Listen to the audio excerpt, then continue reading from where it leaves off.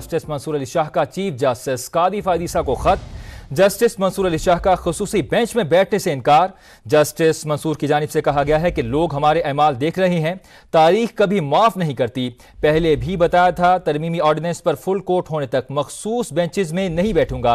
इस पर बात कर लेते हैं नुमाइंदा समा सुहेल रशीद से। सुहेल, अपडेट कीजिएगा।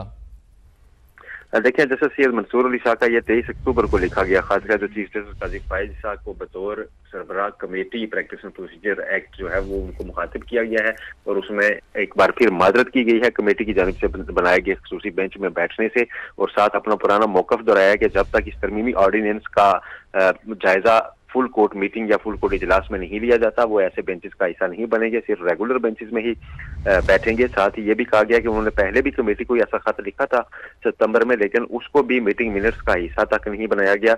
और इस खत में यह भी कहा गया है कि लोग हमारे अमाल देख रहे हैं और तारीख कभी भी माफ नहीं करती। साथ ही सर थॉमस मोरे का मेन फॉल और सीजन से एक कोट भी नकल किया गया है और उसमें यह कहा गया है कि जब हम शॉर्टकट से अपने प्राइवेट कॉन्फ्रेंस के लिए काम करते हैं तो उससे पूरे मुल्क में एक क्लास की सूरत हाल और अफरा तफरी की सूरत हाल पैदा होती है। ये एक दफे का खत है जैसे मंसूर अली शाह ने अपना पुराना मौकफ ही दोहराया है और वो अभी तक इस पर कायम है कि जो एक सदर पाकिस्तान की जानिब से ऑर्डिनेंस के जरिए कमेटी की तश्कील में तरमीम की गई थी जस्टिस मुनीब अख्तर को, उसमें से फिर उसके बाद चीफ जस्टिस काजी फायदीसा ने निकाल दिया था, उसका जब तक फुल कोर्ट में जायजा नहीं लिया जाता कि वो आईनी था या नहीं, वो किसी भी खसूसी बेंच में नहीं बैठेंगे।